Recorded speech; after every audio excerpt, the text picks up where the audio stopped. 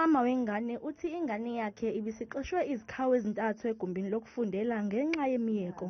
Ekuseni nje bengifika esikoleni because bengenze appointment sicela sihlangane sikhulume about indaba yengane because beseshilo ukuthi ingane must not come esikoleni Monday if ikhanda layo lingakagundwa.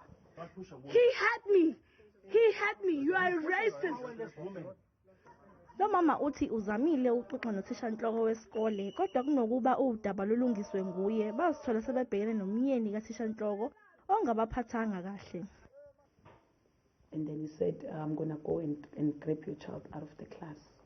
Of which naye uthi uyomkhipha eklasini. Ngamlandela ke simlandela simshutha wacela zonke ingane eklasini ukuthi iphume wabe sekuyena utshela umntanami ukuthi akasayena wala esikoleni akasafundela esikoleni. Okhulumela umnyango wezemfundo eGauteng uqinisekisile ukuthi lesikole sibhaliswe ngaphansi komnyango. Kodwa abakutholile ukuthi ikhe lesibhaliswe ngalo alifani naleli isikole elikuso. Kanti uthi basazophenya ngalesigameko.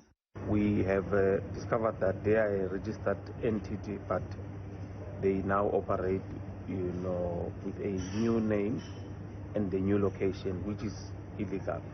And we will be working very closely with them to assist in terms of making sure that they comply. But we condemn in the strongest possible terms what we have witnessed in the video clips that has been circulating.